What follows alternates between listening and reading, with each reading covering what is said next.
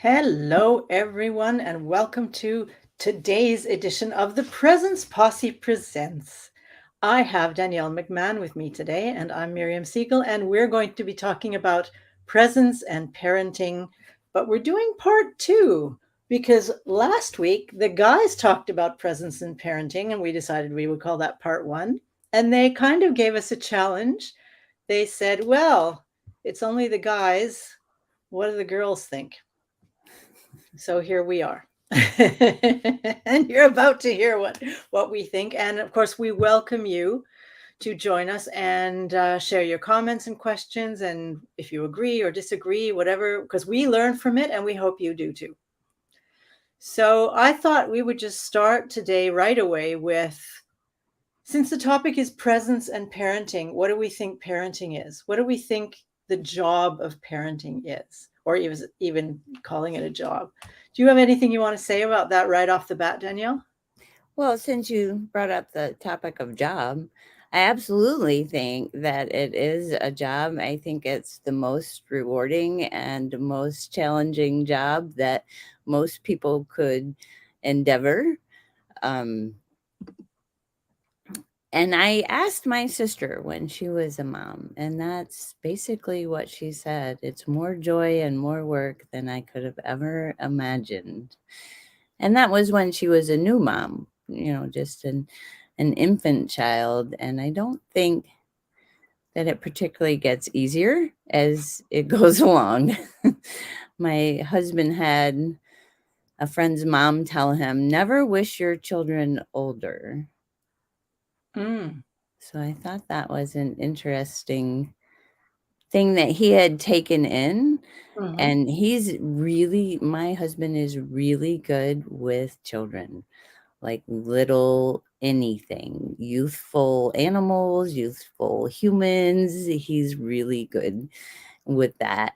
He has a very playful energy. He loves to teach them to play, gets down on the floor and plays with them. And as they develop an opinion, he's less good. Aha. So is he less present? Maybe, you know. I feel like that youthful element makes presence quite natural, right? They're so close to being absolutely present and just having sensations and not judging them and not languaging them and finding a way to communicate what they need to you without all of that and without having the conditioning. They have whatever they came in with, and I feel like we do come in with particular challenges that we've perhaps chosen. um, but still, at that age, we're not aware, right? Like we're just present. It's like the very definition of presence is that youthful um, being. Mm. Yeah. That sounded really lovely. um, Being the youthful being, where actually that brings me to the word that's been going in my head, connected to this topic, and that is curiosity. Mm. Connected for me anyway to this youthful being is um, curiosity. Like play is okay. What would this be, and how would this be, and what if I were this role, and what if I did that, and how high can I jump, and what happens if I fall, and what does this taste like, and what does this look like, and it's all like free, present curiosity. Um, and I think that instead of, for me anyway, parenting, I wouldn't necessarily call it a job, but would remind me of a job in regards to responsibility.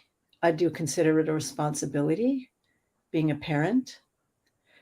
And I think as long as we can keep the curiosity from the youthful play, even in meeting the opinions that come as the children get older and they start sort of wanting to participate in more sort of adult discourse and conversation and doing more adult things and playing their lives still. Mhm. It's we still have an opportunity to meet all of that with curiosity. And guess what? Jan is here. So I'm going to bring Yay. Jan in as well. Yay! Hi, Jan! Hello. You're back on screen, and oh, you don't have your voice back yet. I'm still a bit croaky. Oh, poor thing. I'm You're good looking though. I'm good, good. though. We're glad you joined us anyway. Yeah, of Yeah. course we are. Yeah. Let's see. We've got a couple of comments here. I'm going to bring them up. Jan, would you choose how much you want to talk? We'll put it that way. Okay. Would you like to say anything about? We're sort of talking a little bit loosely about what parenting is.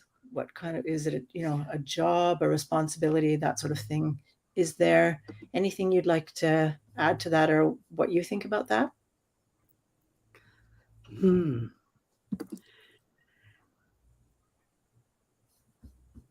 I'm not sure I have a view in that respect as to what it is.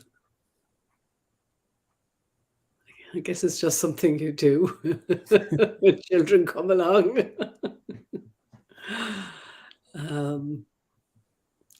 It's a privilege. Yeah. I don't think children are ours. I think they're here to teach us, and that we're here to learn from them, and that they should have a voice. I think that's very important.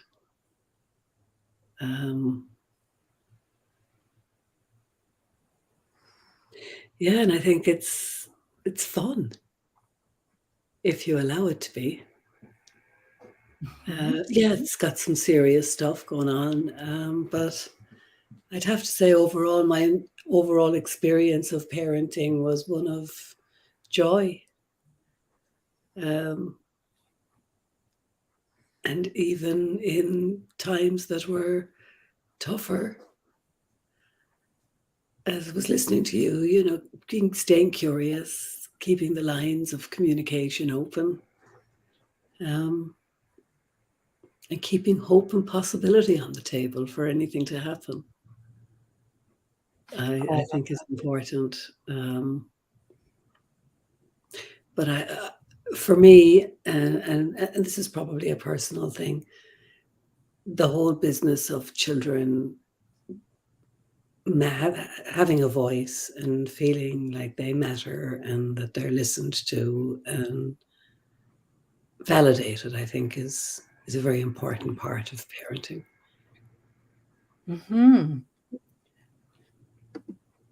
You bring up very important points, I think. And I'm just going to mention the guys last week. They talked a lot about parenting children. But I hear you say we, as parents, are here to learn from children. And I think that's awesome. Go ahead. Yeah, we certainly have a role and a responsibility to help them grow up. But I know in my heart I learned more from my children than they learned from me. Wow. Now I'm going to come up an interesting point that I just was reading in The New Earth about the different roles that we play in parenting as a role. And he talked about in human form, we're bigger, we know more, we are superior to the child. But from presence, from pure being, we're equals. And that brought up for me a memory of being about 7 and feeling like an adult was really talking down to me and telling myself at that moment, I am not going to do that to children when I'm grown. And they don't think that I have. I may have. I mean, when they're very little, it's fun to talk like they talk and parrot what they're doing, and they parrot what you're doing, and that's fun. But at the age that they can actually speak well and you can be understood, to talk to them as if they are an equal being is is something that I don't think is terribly common, and I didn't like it when other people did it to my children. I'm not sure that I actually spoke up about it. I just didn't do it myself. Mhm. So that I felt like was my responsibility as the parent, was to allow them to within bounds chart their own course, have their own path of growth, and to support them in that. Yeah. I love that, Danielle. And that was one of the challenges in our house. Was that was my approach, but my husband felt differently and Right. had a different approach. So presence is important there too. When you have two people parenting a child and you for children, and they have different disciplines and values and ways of doing things. Yeah. And Um, I think as they get older, it becomes more of an issue whether to let them make their own choices or whether to guide their choices, and to yeah, what extent to guide their choices, and all yeah, of those things. It certainly has caused some rows between my husband and I, for sure. yeah, yeah. Yeah. In And this so house far too. we've made it, right? Like, you've made it, Yeah, you're still yeah, married, but yeah, there's some challenges in that, for sure. yeah. And there's learning and growth in those challenges. Hmm. If you're open to listening and being curious and being present and Yeah. not being hung up on being right. That's actually an interesting point. I'm just going to come clean right away and say I don't have children. I have worked with children. I've worked in early childhood development, but and like daycare and sort of that sort of thing. But I don't have my own children. So just so that's on the table. The because they're even in a daycare center, the staff will not necessarily agree on how to handle a situation with a child or children. So, but I don't pretend to know what I'm talking about as far as having my own children, because there's that element of their mind that I don't have experience with. So I do understand from my experience with presence, being present, there's a difference between listening and indoctrinating, or listening and convincing. So if I have, if from my experience, then another staff member, for example, who wants to do something differently with the children than I do, it's not necessarily about my convincing the other person that I'm right. It's, I can certainly communicate what I want and why I think that way, and what I think will happen if we do the way I think. Yeah, But it's listening to the other person without trying to convince them, because there's that curiosity again. It works all ways. It works for the children. It works for also parents, I think, and even staff members in my particular case. That not having to be right, but keeping the curiosity and the possibilities and the learning alive. yeah. And they're the kind of characteristics that keep us in conversation, whether it's with colleagues at work or a partner at home or even a child, because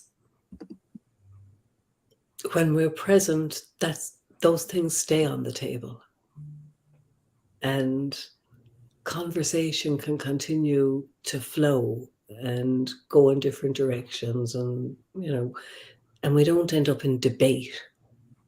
Because when somebody needs to be right, we're into debate, and when we're debating with people, we have the other side, the other person's an adversary, Mm. and the goal is to win and to be right. If we can just stay in conversation and in the flow of conversation while we're truly listening to each other, then anything is possible. But we shut down possibility when we need to have it our way. Do you think there's something in that? And again, I'm asking both of you as parents. There's this, again, responsibility for this child's life in a way. It's like there's a life at stake, a young life at stake. So from a trauma perspective, a lot of times the idea of life-threatening situations may trigger a fight response. So I need to win this argument because my child's life is at stake. Have you ever had that? Do you think that could be a part of it, that there's this sort of idea that, or thought at some level, that it's the child's life we're talking about, and so you have to listen to me and we have to do it my way, because otherwise it'll go to, wherever, or it won't work or something like that. Have you ever even had that kind of experience? I haven't, but I have had the experience where the child, particularly a teenage child, will think things are life or death. Mm-hmm. And you're right, Miriam. We do have responsibility for a child to keep them safe when they're small, and we do have. I'm not saying it's all, a day in the park, but I personally haven't had that experience in the home. I don't know if Danielle maybe has.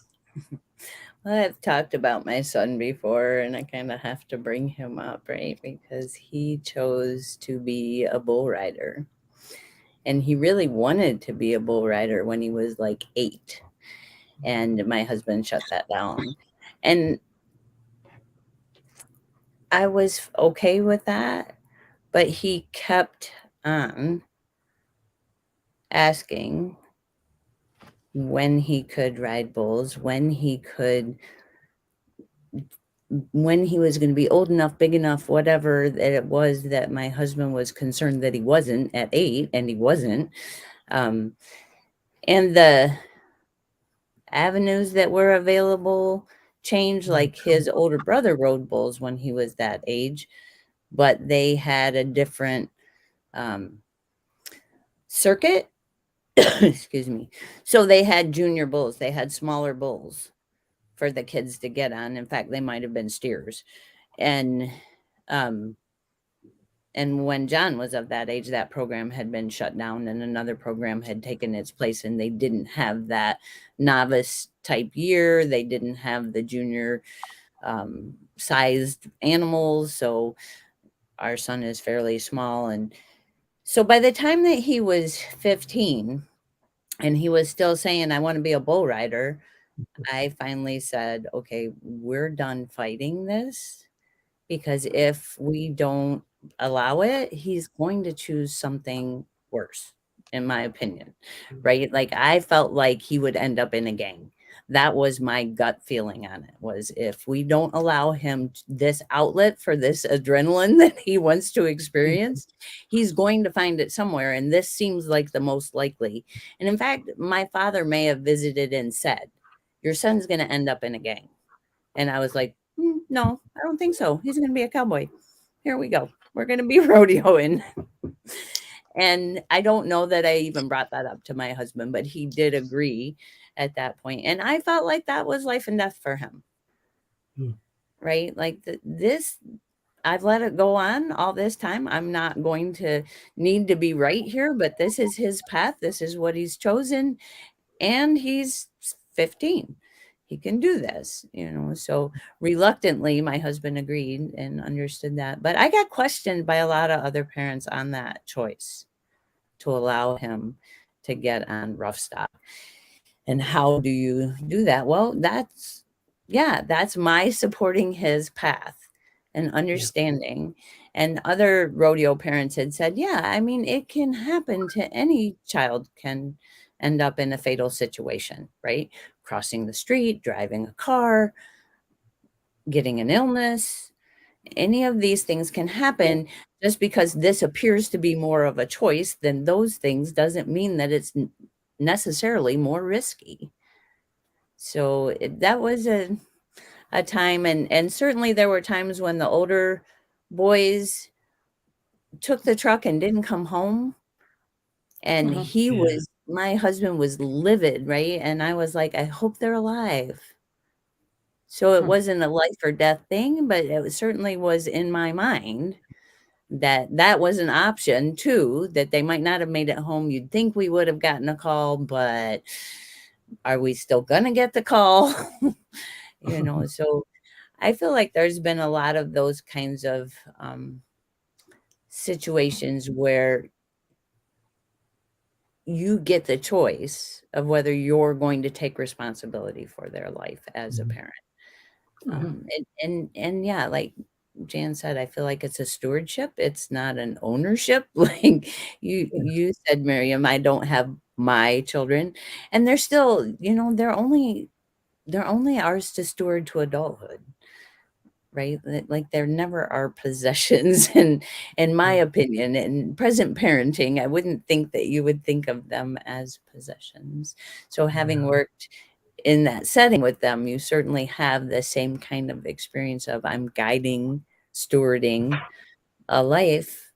And yeah, it may not be life or death, but it's still a life and it's growth. And, and like Jan said, I feel like that's what's inspired me to continue to grow and why I love having my grandson with me now, because it inspires me to continue to grow. And I definitely have that feeling that he's here to teach me something, to keep me growing, to keep me young.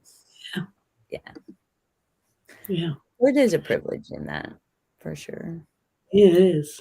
I mean, the closest thing I'd have to that is my eldest son is a musician, and he's has a part-time career as a musician. He would love to have a full-time career, and that was something that was a challenge when he was a teenager. He's been on a stage since he was 14. He's been able to make money with music since he was 14 on weekends, running teenage gigs and all this kind of stuff, anything to get himself on a stage. But when it became obvious that this was what he wanted to do with his life, it became a different dynamic. I don't know, that the dynamic around it changed. It wasn't just a hobby anymore. It wasn't just something that he loved to do. He didn't want to finish our equivalent of high school. He did finish high school. That was where we stepped in and said, you're going to finish high school and you can do whatever you want after that, but you're going to finish high school. So I guess there's the responsibility and the stewardship piece coming in. And we would have preferred he had gone on to college, but he chose not to. And a couple of years later, he did go back and go to college, but he needed to take his own path, and there was no point in us forcing him into doing something that we wanted him to do, but he had no interest in doing himself. And he loves his music, and I'm so glad that we were able to find a way to support him in his music, because he's in his 30s now, and he still loves his music as much as he did when he was a small child. But there's this whole thing of that's not a real job, and how many people actually make it, and can you make a living? And and the argument back is, but I don't care about those things. I just want to play music. And you have to let them do what their heart desires. I have a sign up there over my shoulder, follow your heart. And, if I want to follow my heart, then I have to let them follow theirs. So, not life or death, but things to be navigated, I guess. And every parent will navigate them, and it'll be different. The context and the situations will be different, but we're all going to face these things. But yeah, and I've come to learn that any innate desire that somebody has, there's intelligence in that. That's the intelligence of life trying to express itself through somebody. And who am I to stand in the way of that? How do I know what the right thing is for anybody else? I hardly know what's right for me on a day-to-day basis. Honestly. So, they're adults now, and you have to let them off. You have to give them their wings and let them fly at some point.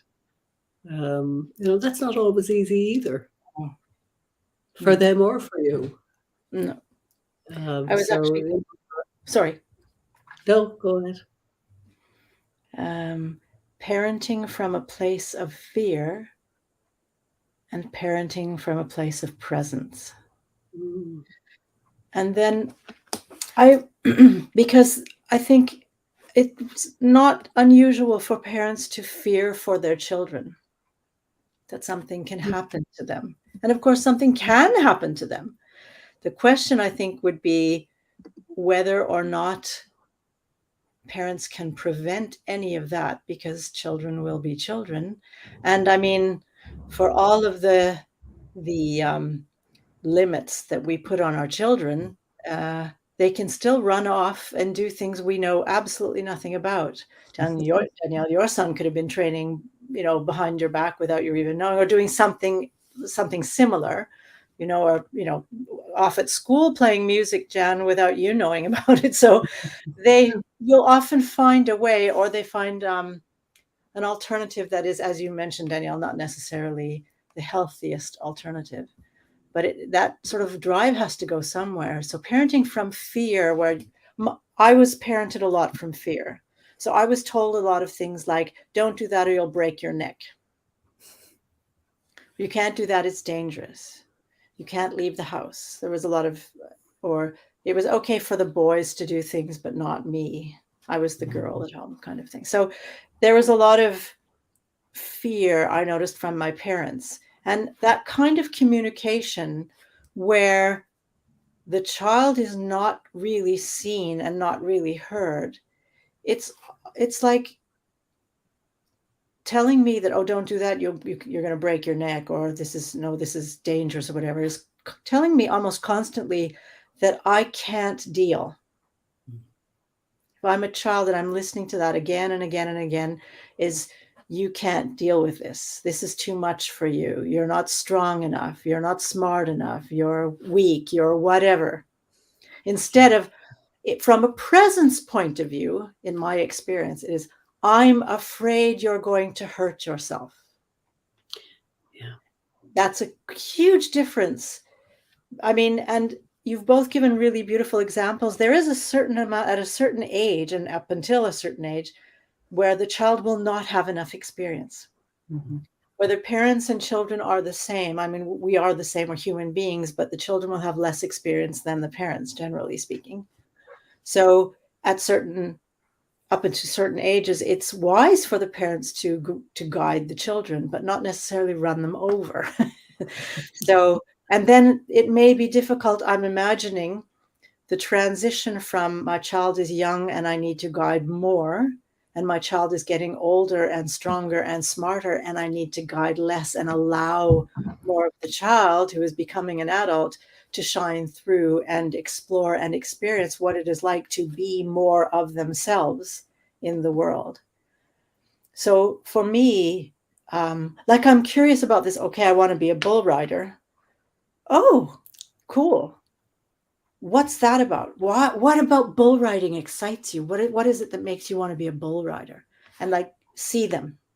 And I think a lot of people in general will react with, oh, no, like my family. No, you can't do that. You're going to hurt yourself. You'll break your neck. And then stop any attempt at really the child experiencing him or herself in that drive to live that life. And sometimes it's like, yeah, okay, you've got to give it a chance, be a bull rider. They get kicked off. They never want to do it again, but they wouldn't have known until they tried. Yeah. Sometimes that has to happen.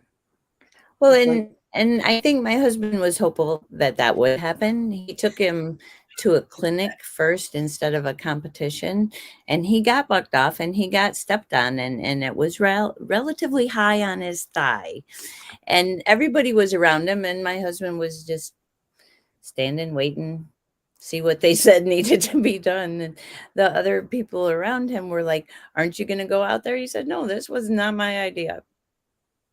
Right. And then when he was okay and he came back and he said, so you're going to get on another bull? And he said, well, maybe not today. Wow.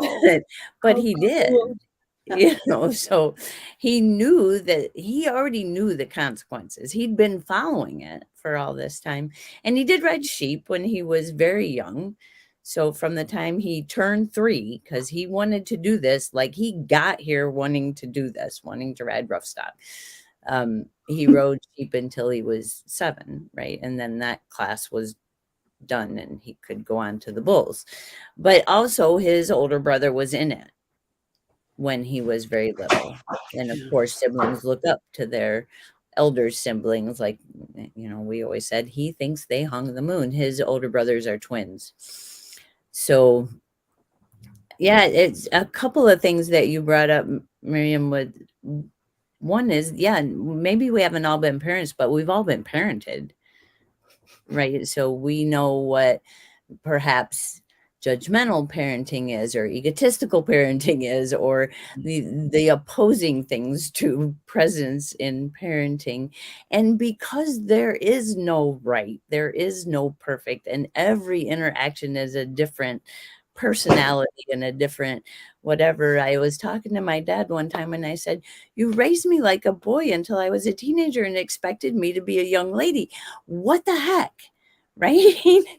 And he said, I dealt with what I got, and you wanted to do things with me.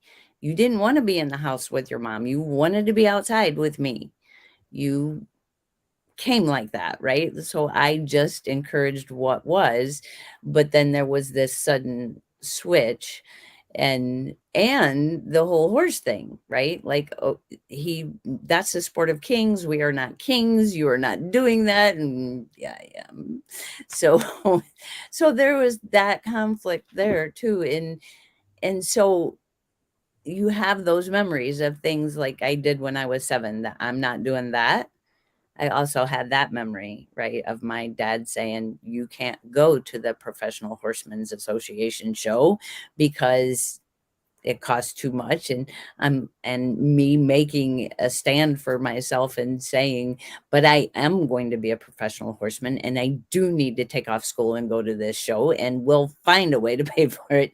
And I was probably 13 at the time. So I think I did get to go to the show and I did continue to ride, but it was tooth and nail for a while between me and my dad. And even as I chose my career, he would pay for my schooling, my university, right? If I went directly out of high school. And I'm like, no, I'm not going to college. I may at some point. So I did the same thing as your son with the music, right? Like I tried it. I tried working in the horse industry, and I found out for myself that if you get sick, if you get hurt, there's no insurance and no job security, right? Like you get hurt, might be out of a job. They may or may not. It depends on who you're working for, what situation you're in. But there was just no time off. Horses need to be taken care of every single day. The holidays don't matter to them. Nothing matters. So I made that choice by myself. Then I had to pay for it myself, but I was able to. And I feel like it would have been a resentful thing on my part if I would have gone, and it would have really been a waste of his money because I didn't want to be there. And for you to allow your son not to go is probably, those things. And sometimes it's easier to see in retrospect for sure than in the moment of those things. But bringing presence to parenting, I think also means that you don't have to compare yourself with other parents. Right? You bring some wisdom from your personal experience, and you get some wisdom from your child, and you do the best you can. But there is no perfect to it. It's just you do the best you can. And to be able to be okay with that requires, I feel like, a presence. Yeah. So that you're not judging yourself. You might be curious about how things could go differently, but you don't have to be in judgment and comparison. It's so true. I mean, all you can do is the best you can do in any given moment, and it's often retrospectively that we see the wisdom in what you do, or you see how it makes sense years later. My younger son was a computer nut. He was just loved computers, and I'm not a digital native, and all the other parents were going, screen time must be limited, an hour a day, that's enough, and it's bad for them and it's dangerous, and you don't know who they're talking to, and you need all the nanny packs, and we had all those things, but we lived in a very remote area. We still do, and I was happy enough to let him spend a bit more time on the computer than everybody else was saying, particularly when it was in our living room. I could see exactly what was going on. And again, that was another thing where, my husband would keep saying, he's on that too long, he's on that too long. And yeah, he is on it more than we would like, but I'm okay with it. Not all day and all night, but an hour a day is not enough for this child. I can see that. And, I'm happy to give him a bit more. And he started gaming when he was about 14, and he was on with people in America and Europe and all over the world at all times of the day and night, playing all these strategy games and war games and God only knows what. But he spent so much time with his headphones on and on the computer, and it did get a bit out of hand, particularly as he was getting more senior in high school and he needed to be studying more. And there was a lot of discussion, and that required a lot of presence and curiosity and everything else. But he did go to college after high school, and lasted a year and dropped out. And he went to college saying, I'm going to get a degree, a master's, a PhD, and I'm going to be out when I'm 23 and I'll be done. And he had this path laid out for himself. And he got to college and it just didn't work out for him. It wasn't the right place for him. It wasn't the right fit for him. He was having a ball partying, but he wasn't learning anything. So he decided to take some time off, and he's ended up as an air traffic controller, which is a fine place to end up. But the interesting thing was that when he was going through the whole recruitment process for this air traffic controlling, he had to go to Dublin, which is our capital, on 3 or 4 different occasions to these test centres. And every time he'd go up, he'd go into a room with maybe 50 computers, and they'd sit him down and they'd put headphones on him. And he said it was like he was playing computer games. They'd be saying, you have to take this plane. Everybody had their own plane, and they had to get it to take off and fly around and land without crashing into any other planes or anything else, and follow instructions. And as they were doing that, there was somebody coming on in the headphones every so often, just giving them random letters and numbers that meant nothing.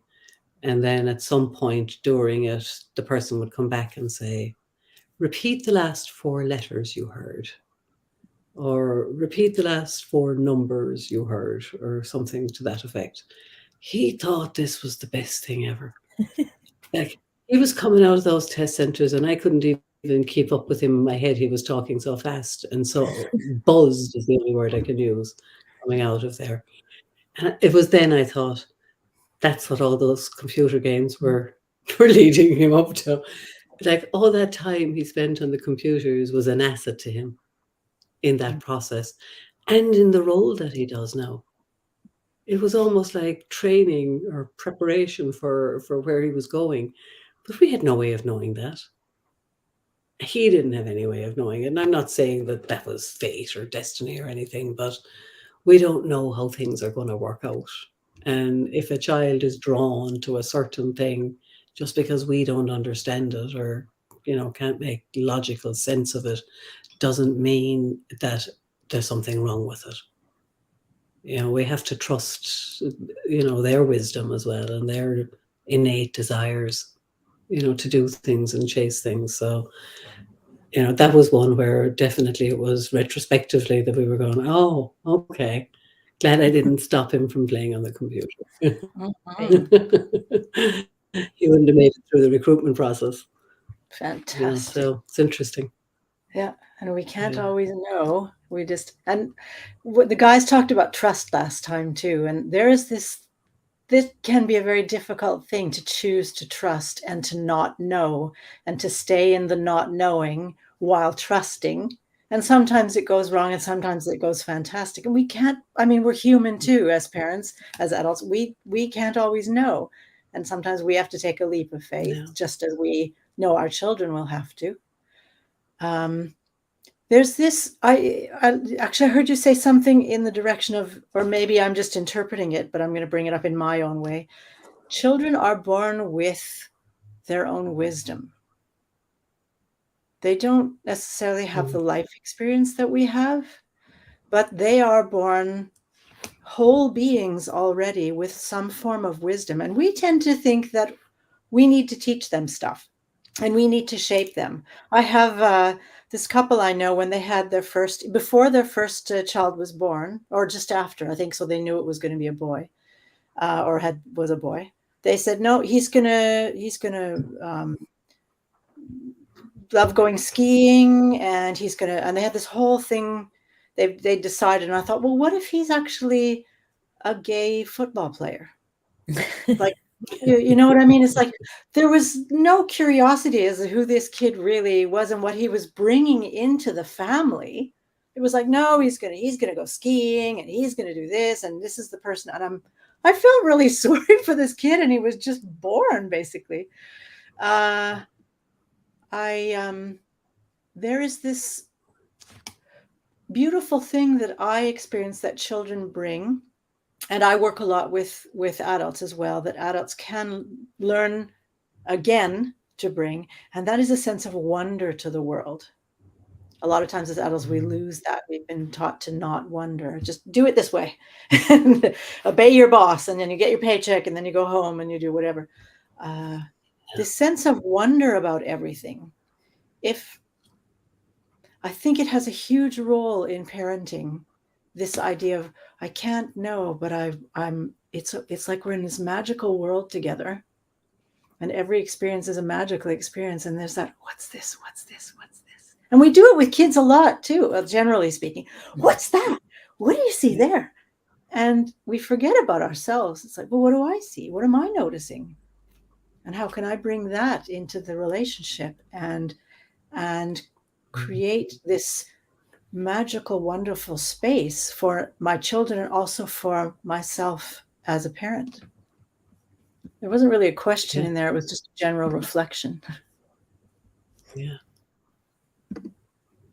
And they have their own inner guide, that can guide them through whatever they're going through, whether they're 2 or 22. It's a different wisdom. It changes with the child as the child grows and matures, but it's always perfect for the moment and the time that they're at.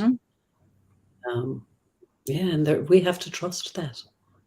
And that can be a challenge when you think you're in charge. Yeah.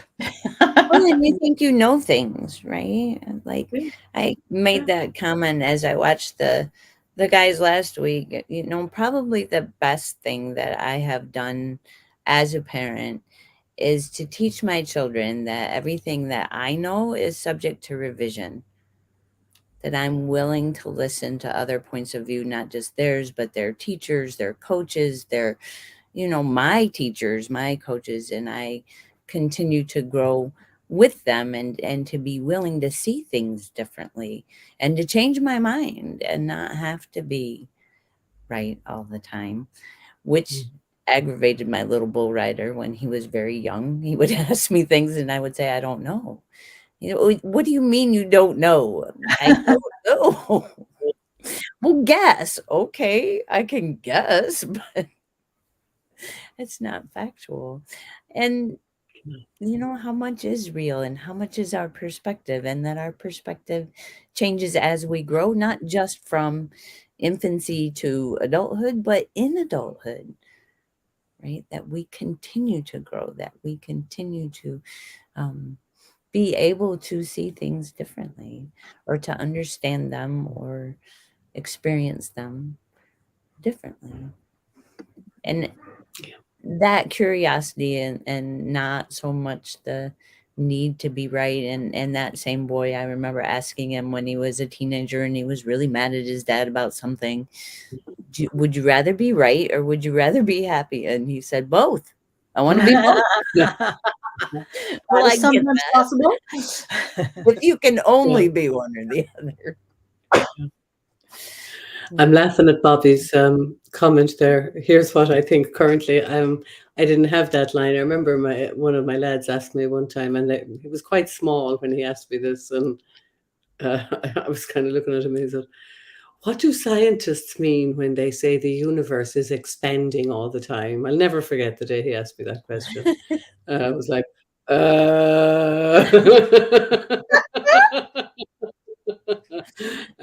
and like that, I was like, I have no idea. Ask your father. One of the Yeah. things I've So learned studying mindfulness is to send the question back. If I don't know, I can admit I don't know, but what do you think the answer is?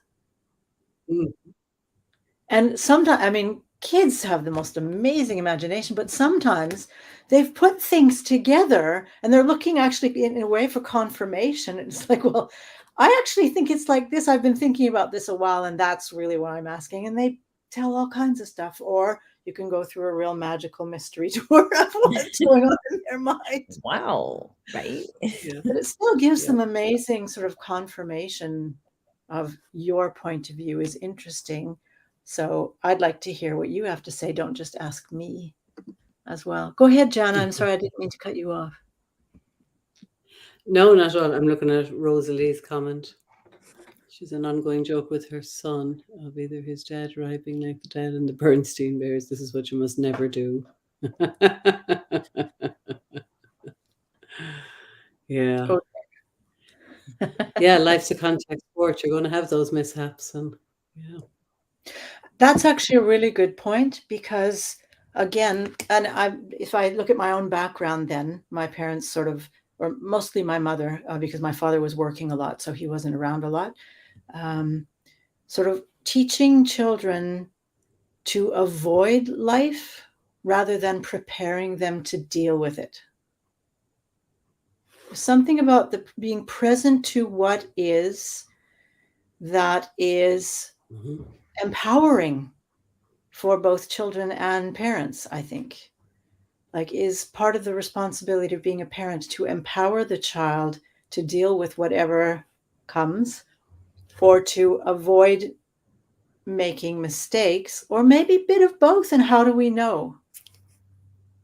I think part of presence also is just feeling into what feels appropriate in the moment, and then taking a leap of faith. But sometimes we really do know. If we're there and we're in connection, we know what the next step is. And that's okay. You're laughing now. I'm curious. Well, what immediately came to mind was when my lads were small, our neighbour had a swimming pool, and my youngest son would make a beeline for the swimming pool because he had no fear. And when he was 2, we had a padlock on our deck, but he was old enough then to climb over the deck. So he'd climb over and make a beeline for the neighbour's house. So there wasn't much presence then, just run. See, you did have life and death situation in your household. It does happen. Yeah. I'm imagining it would be difficult to let him jump in the water and give him a few seconds before you intervene, like just to see if he Oh, he did that several times. Yeah. Scared the bejeebers out of you? Yeah, he made it to the water before us on several occasions. And would then just, when he'd hit the water, would realize that he'd start panicking then when he hit the water. Ah. And it He didn't just wanted to stop be him. in there and run away from it. Pardon? It didn't stop No, him. he He did liked it to again and chase. again. Oh. And now we come to another part. It was a great game. Yeah, it was a great game. My sister did something similar, but it wasn't ongoing, I don't think. I think it was just one occasion when they were at the beach and she'd just walk out into the water over her head. And my mom had to go get her and drag her out of the water, and she'd walk out into the water over her head. Like she just didn't have any concept that that was not a healthy thing to do, right? Yeah. But it kind of brings up a point where children do things to get attention, and it's not necessarily, they're not necessarily healthy things to get attention, but they know that it works. Yeah. And so they keep doing it, like the chase, as you say, or going into the water until, somebody has to come and get them. It could Yeah. be, and in some cases it is, an unhealthy way of trying to get attention. And how in heaven's name do you not run after a child who's jumping in the water and doesn't know how to swim? You I mean, do. you have to keep doing it, don't you? Yeah. Or take a chance. Yeah. Yeah. And I mean, what's the right answer? Who knows? Kind of things. Yeah. It's kind of, yeah. What if he didn't come running right away and he stayed in there a little bit longer? What would happen? And Well, we also took him for swimming lessons. Yeah. this helps. Seems like a good plan. Yeah, if you're going to keep doing this, you're going to learn how to get yourself out. Yeah. You need to learn how to swim because there's going to be a day that we're not going to see you. Yeah. Yeah. Anyway. And that same sister did several things like that. Like she rode her bike to her friend's house, and I don't know how far it was or how hot it was, but she ended up with heat exhaustion. And my mom often said she just didn't have the limits that most humans do. She just didn't have that piece, right? So she did well in more structured environments in general, but she's very creative, right? Like, I don't know if those things go hand in hand, Yeah. but that's why I say every circumstance is different. Like not every Absolutely. child is going to run, jump in a pool. No. I don't know why he was attracted to the water. You don't really know why. It just was a No. thing, right? Or why my sister didn't seem to have limits. She fell asleep in the sun and got third-degree burns when she went on vacation to Florida one year. I mean, she just did those kinds of things, right? Where she had to be hospitalized because she didn't have that. And none of my other siblings did. I have 3 other siblings, and Yeah. it was just, whether it was an attention getting or whether it was just a something she didn't have, which is how my mother viewed it, Yeah. I mean, and sometimes we just can't know, but sometimes we do. We can tell that it's this behavior again and again and again and again because it's actually an unhealthy way of getting attention. But at least then they're getting attention. It's something that's missing. But from the examples that you're giving, I'm just thinking like being a parent can be absolutely terrifying. It's very demanding. You just cannot. Takes courage, Miriam. A friend of mine and I were talking, or a coworker of mine and I were talking about our young children and the challenges, right? And he said, "You guys are making me never want to have children," this other coworker of ours. And I said, "Well, there's a lot of wonderful things, but you don't need help with those. Yeah. You don't bring those to your peers to say, what would you do? How would you handle this? Because Exactly. those are Yeah. But your question, Miriam, about do you empower them or do you help them avoid life? I think, you as best you can, you guide them on how to do whatever it is they're inspired to do and keep themselves safe in the process. So I suppose you educate them and try to empower them as much as possible. But again, that depends on your style. If you're parenting from fear, you may avoid a lot. Yeah. Depends on where you're coming from as a parent. Yep. Yeah, I imagine so. And also how much you can see your child or not. And every child is different. Every child comes with whatever they come with. Like not every child wants to be a bull rider. Not every child wants to be a musician. And it's like, okay, who is this person and what do you need? Yeah. What do you and at what point do we know that the child can actually answer and know the answer. And this is the sort of, again, presence in parenting. At what point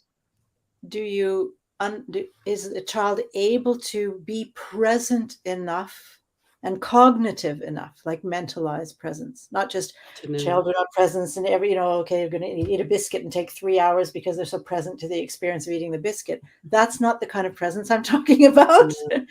That's like being present to an experience and being. But there's this being present to possible consequences, being present to their own needs and their own desires and wishes, and how to communicate, and also parents being present to that, also those things, and seeing the child learning to see the parents.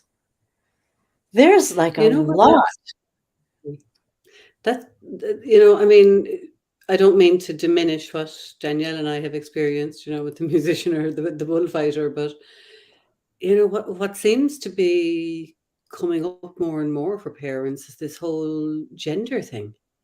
This gender fluidity, or trapped in the wrong body, and how does the child know that they're a boy in a girl's body or a girl in a boy's body?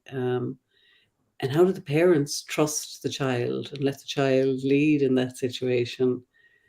They're challenging parenting choices where, can you see your child? Can you see the person that they are? Do they know who they are? That takes a lot of presence and curiosity and everything, a lot of other things, courage and all sorts. But it seems to be something that's coming up more and more and more. And it's very, like, if I think of the situation with the musician and I try to overlay that with a child that was telling me they were trapped in the wrong body, I can imagine it would have been a whole different level of challenge. Not just in the house, but in school, in the child's life. It's not an easy road for a child, necessarily. I'm not saying it's a choice, because I don't know that it is a choice. I think, a child believes that's who they are.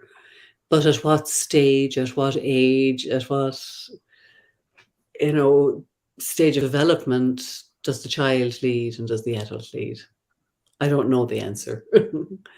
But it's an interesting dynamic. Very challenging for a lot of parents to come to terms with. Yeah. And I think partly it's the culture you're in as well. And again, back to that sort of life and death experience for parents.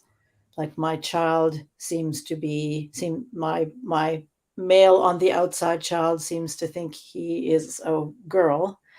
And we're in a culture where that is absolutely not accepted, potentially life-threatening. And what do I, as a parent, do?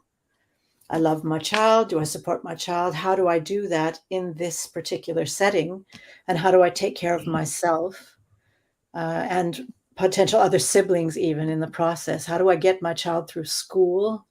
How do I respect the process? And I mean, when I was a kid, I remember being a teenager and girls were kissing girls. It didn't mean they were lesbians. They were just testing things out. And guys, I know they do circle jerks. That doesn't mean they're gay. They want to be homosexual. It doesn't necessarily have to mean anything. All of these things can just be parts of development and phases that the children go through as they discover who they are in the world. What is their expression?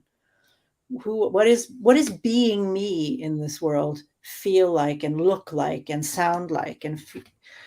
And sometimes going to extremes is one way to find out. It may not feel or seem extreme to them at all, but it might seem quite extreme to the parents or other family members or the cultural community. So fortunately, not to, do we say toot our own horn? Something like that, blow our own horn. I guess toot is more Norwegian. Yeah. Blow our own horn. There is help to be found for parents and children to help guide them and support them through these kinds of processes. So if you don't know what to do, if you're unsure, or you just want to explore in a safe environment, it is possible to contact therapists or coaches or experts to support you in that kind of thing, because we're still learning a lot about this. Work circle jerk into the conversation. I have not done that. Bobby Cobb. He's obviously noticing. He's paying attention, being present to what Bobby Cobb is present to. You're naughty. Bobby's awake. Naughty Bobby strikes again. But on a serious note, and I have friends and acquaintances and colleagues that have been through this kind of inquiry, or have children going through this kind of inquiry, and it is such a different experience having that support, having that safe space to explore, and not having to make any kind of permanent decisions yet. I like that word, yet. It's like, we're just going to check this out. Nobody's saying anything about right or wrong. Everything's, we can allow everything on the table, and we're going to explore and see what this is and who you are. And you can change your mind at any time. Sometimes people discover that the reason they're moving towards an opposite gender, another gender, is because they're traumatized. Sometimes there are abandonment issues that come up, and it's like, okay, I want to be with men. It's not because I'm, as a man, I want to be with men, or as a woman, I want to be with women, because that parent abandoned them, for example. So they've been looking for a substitute, looking for a replacement, and they get that confused in their sexuality. That does happen. So it's for anybody out there, and I'm really happy that you brought that up, Jan. So it's possible to explore and respect and allow in a safe space, so that it becomes a loving, supportive, present experience, and not something that creates animosity and fear and self-hate and self-destruction and so many things that are just so not necessary. Yeah. It's interesting. One of Angelina and Brad Jolie's children, one of their daughters was dressing very boyishly. I won't say as a boy, but was wearing boyish clothes for a lot of years. And in the last year or two, she's appearing in dresses. She's about 15 now. So I love the yet bit. It's nothing is permanent. We can shift and change and go back and forth. Maybe not full gender, but yeah. But yeah, it's good for parents that are dealing with that to know that there's places that they can go, and that there is support available for anybody that's in that space. Yes. And of course, we are here to help in any respect that we can. And if we don't feel that we are equipped to help you in that way, we are happy to point you in the right direction, support you in finding the help that you need or would or want. We have we're at the end of our hour, ladies. Ooh. So yes, I'm wondering if either of you has a final comment you would like to share, or something that you're offering you would like people to know about before we end this particular posse talk. Danielle, would you like to start? I don't have anything coming up. You don't have anything coming up? Anything you'd like to say at all otherwise? No, I think you'll find me on Facebook at Jen Hart. That's the easiest place to find me. I don't have anything coming up at the moment, but I'm happy to chat to anybody that wants to chat. Come find me. Thanks, Jan. Danielle? Yeah, that's the easiest way to find me too. Just message me on Facebook. When we brought this topic up, presence in parenting, I was quite certain that one wasn't going to do it. And I'm not certain that two has done it, because I feel like we just got into present day presence in parenting, right? And we talked about maybe having grandparenting and presence in that. So we'll keep on with this, and I hope that more people will ask questions and bring things up as the information gets out there. And we get to keep looking into this particular topic. My daughter always wanted to be a mom. And when she became a mom, she was very excited by that, about all of it. And she loves being a mom. And her baby is now 1, thinking about education and are public schools a safe environment for my child, and are they useful, and what are my options? And I'm like, wow, you're a little ahead of the game, but okay. I mean, it's good to consider it, but it really is going to be a few years before you have to deal with this question, I think. So it's very present in her mind, right? How do I best steward this child through who knows what kind of things that will come up, whether it's gender identity within that child or within friends of that child. She had a friend all through her young years who was very girlish, and who then did the goth thing, right? And she's like, I don't know who she is. She's totally different. I said, she is not. She looks different. And she's like, okay, I'll try to remember that as a freshman in high school or whatever. And it did pass, within a year or two, she was back to the same girl that she's known since preschool. But we have challenges as parents to staying present with who we are in that role and who our children are in that role. And I think it's a very pertinent topic. I agree with both of you. It's a big topic. Now we've had part 1 and 2. We will return to this topic, I think, several times in the future. And again, we were talking about grandparenting, education. There are so many aspects of this where presence can support us and our children. And we can also support others, like the teachers, by staying present. And perhaps they become more present as well. So there's always something to learn about that. I also wanted to mention something that's gone right out of my head. Yes, for those of us who feel as if we were not parented in a way that felt appropriate for us. And I mean, our parents could have done fantastic jobs as parents, and still there was something. But sometimes some of us have had, not necessarily the best experience with our parents. We would have preferred something different. It's never too late to learn to parent yourself. And that's something if you'd like to explore, you're welcome to contact me. And I took my contact information away. There it is. So you're more than welcome to contact any of us actually about that, because I mean, we learn until we die, and Lord knows what happens after that. So there's always an opportunity. We brought up earlier in the talk possibility. There's always a possibility.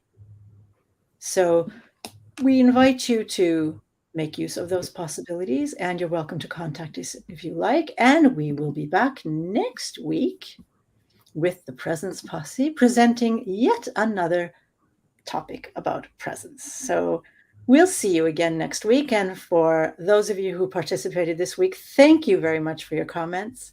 And Danielle and Jan, thank you again for yet another wonderful conversation.